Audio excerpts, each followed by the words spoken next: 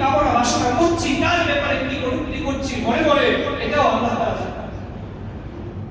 রাসূলুল্লাহ সাল্লাল্লাহু আলাইহি ওয়াসাল্লাম এরপরে বললেন, ওয়া ইউসাদ্দিকু যালিকাল ফারজু ওয়া ইউকাযযিবুহু, এই যে অন্তরের মধ্যে আমরা কল্পনা করছি, কান দিয়ে শুনতেছি, মুখ দিয়ে বলতেছি, জিহ্বা দিয়ে স্বাদ দিচ্ছি, চক্ষু দিয়ে দেখতেছি, এই কাজটা বাস্তবায়ন করে কে? বাস্তবায়ন করে হলো আমার লজ্জাস্থান। হয়তো সেটা বাস্তবায়ন করে অথবা সেটা বাস্তবায়ন করে না।